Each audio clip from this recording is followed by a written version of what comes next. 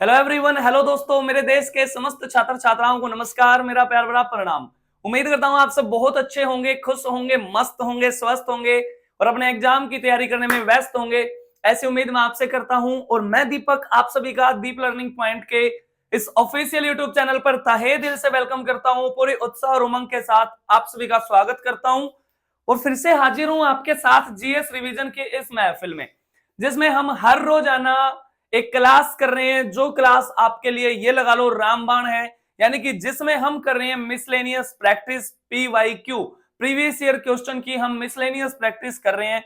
तो ये क्लास आपके लिए बहुत ज्यादा हेल्पफुल है। और अगर आप जीएस को एक सीरीज में पढ़ना चाह रहे हैं, बिल्कुल एक सिस्टमेटिक वे में पढ़ना चाहते हैं, तो चैनल पर जाइए। आप वहां पर जाके प्लेलिस्ट बनी हुई है, 2 सब्जेक्ट मैंने आपके बिल्कुल पैरेलल चला रखे हैं। एक तरफ हम स्टैटिक जीके की बातें कर रहे हैं और एक तरफ हम इंडियन ज्योग्राफी की बातें कर रहे हैं।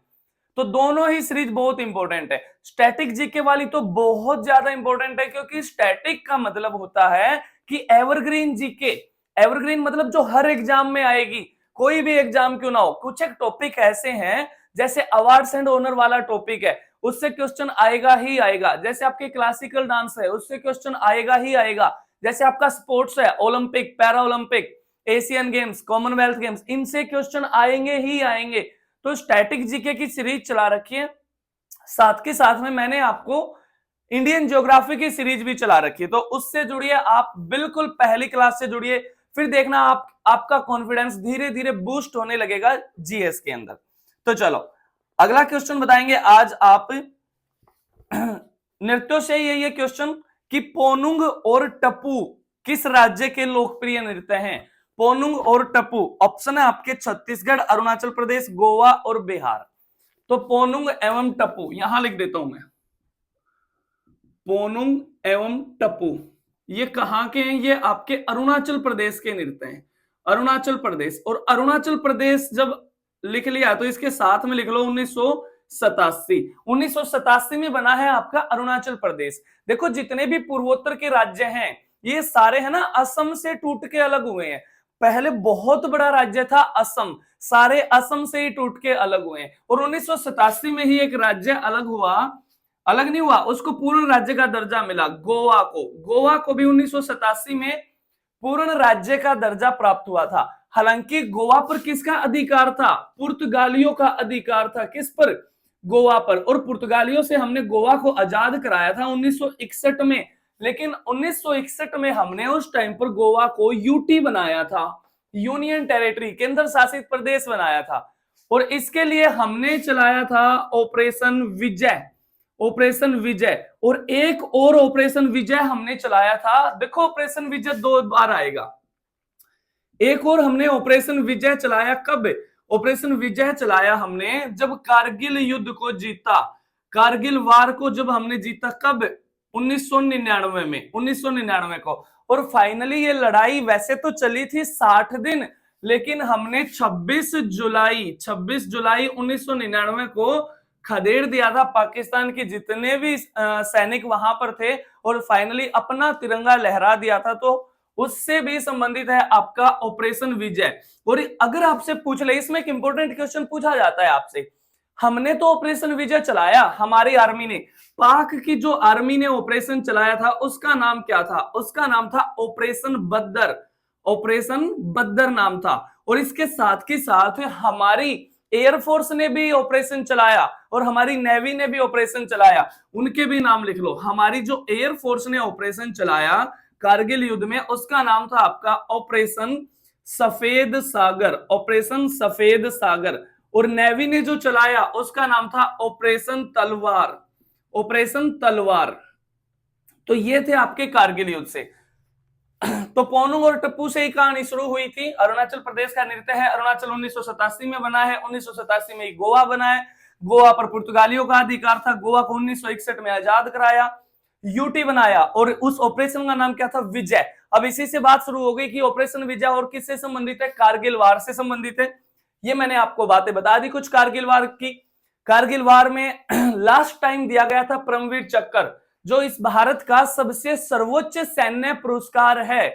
और कल मैंने आपके पास एक वीडियो भी डाली थी, जिसमें पहले जिंदा सिपाही, परमवीर चक्र को प्राप्त करने वाले थे मेजर राम राघोबा राणे, जिनका अदम्य साहस, जिनकी वीरता इतनी थी कि उस पुरस्कार को इन्होंने जीते जी प्राप्त कर लिया था। इतने, यानी कि अपने प्राणों का भी इन्होंने परवाह नहीं की और वहां पर लड़े। कहां पर? जम्मू कश्मीर में एक क्षेत्र था जिसका नाम था राजौरी। कल परसों मैंने आपको बताया था इसके बारे में, ठीक है। उसके बाद अगला क्वेश्चन है आपका, निम्नलिखित में से कौन सा यूनेस्को द्वारा मान्यता प्राप्त नृत्य है? यूनेस्को के द्वारा ऑप्शन है आपके भांगड़ा, ऑप्शन आपका दल खाई, ऑप्शन है गिद्दा और ऑप्शन आपका कालबेलिया। तो यूनेस्को में आपका कालबेलिया शामिल है। कालबेलिया, पहली बात तो यही पूछेगा कि कालबेलिया कहाँ का लोक नृत्य है? राजस्थान का लोक नृत्य है। और 2010 में इसको किस में शामिल किया गया था? यूनेस्को में। और जल्दी जल्दी कमेंट करके बता दो यूनेस्को का मुख्यालय कहाँ है, यूनेस्को का हेडक्वार्टर कहाँ पे, ये आपने बताना मेरे को कमेंट करके। और उसके बाद 2010 में ही एक और नृत्य है हमारा जिसको यूनेस्को का टैग मिला था, छऊ नृत्य। छऊ नृत्य, हालांकि जो छऊ नृत्य है ना वो 3 जगह किया जाता है, अलग अलग इसमें टाइप हैं, जैसे इनके नाम मैं लिख देता हूं।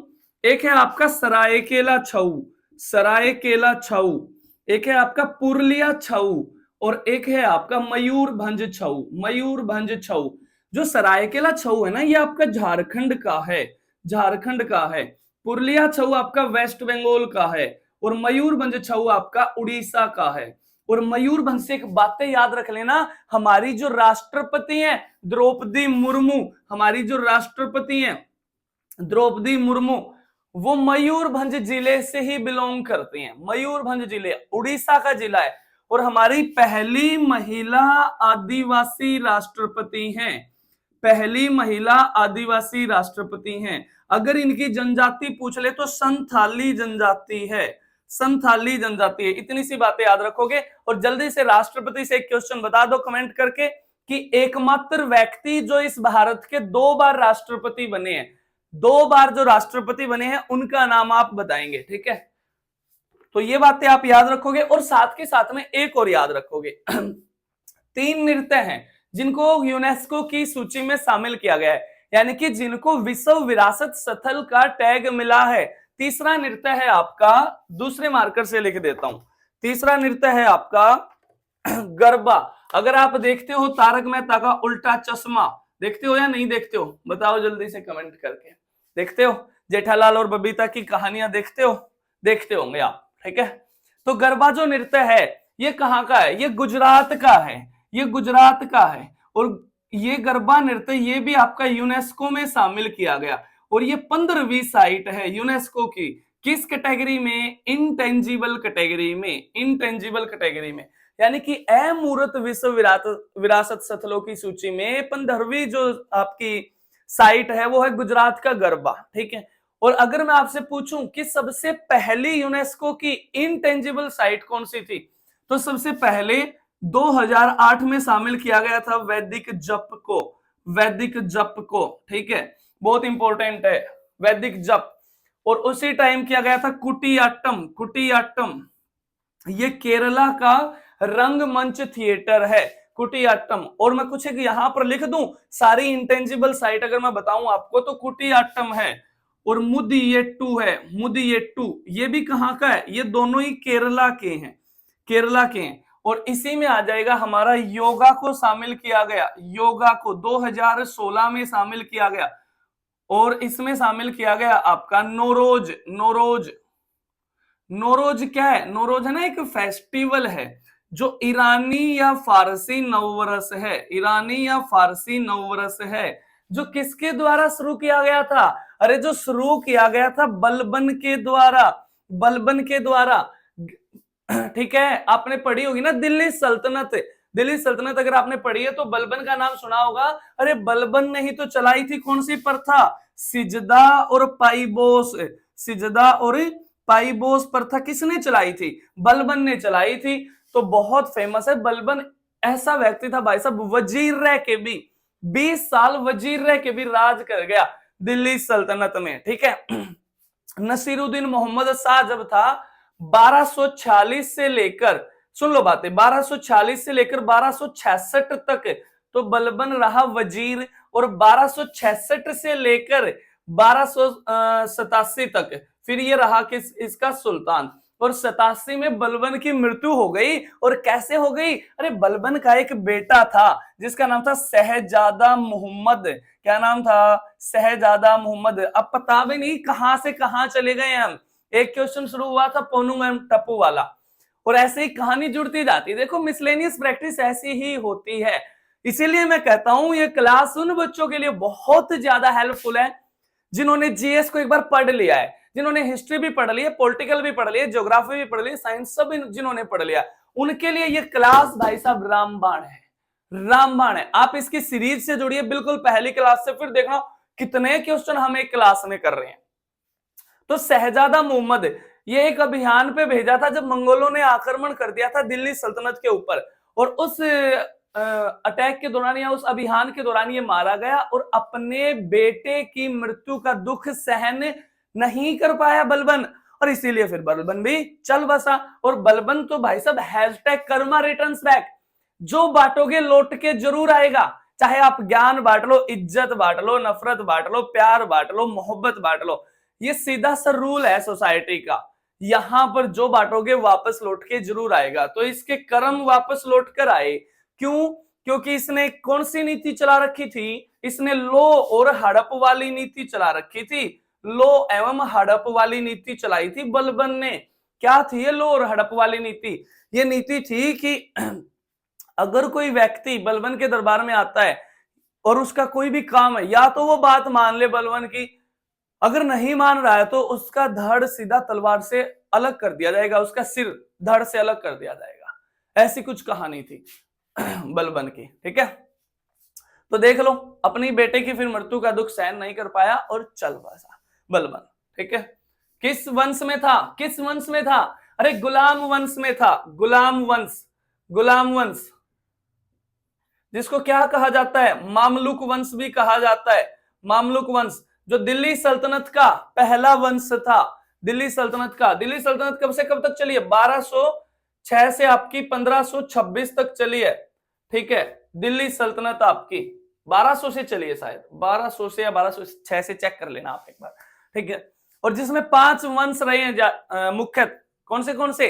कि गुलाम खिड़की तो सजा ले, कि गुलाम खिड़की तो सजा ले, ठीक है।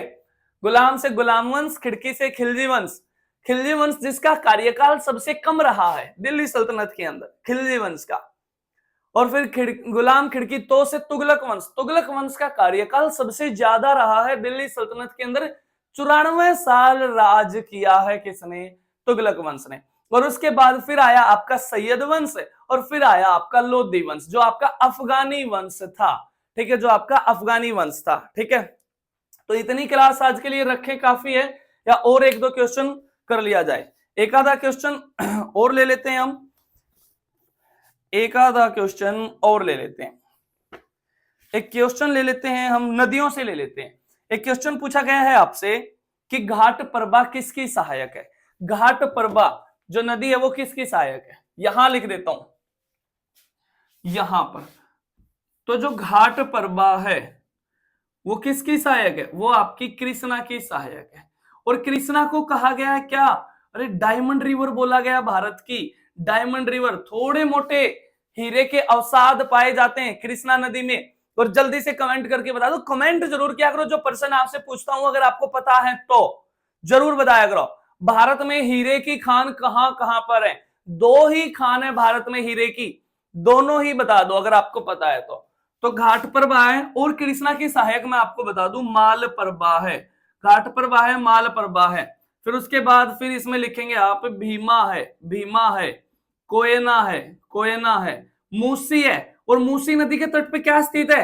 अरे हैदराबाद स्थित है। और हैदराबाद को जीतने के लिए कौन सा ऑपरेशन चलाया था? ऑपरेशन पोलो चलाया था। कब चलाया था? 1948 में चलाया था ऑपरेशन पोलो, ठीक है।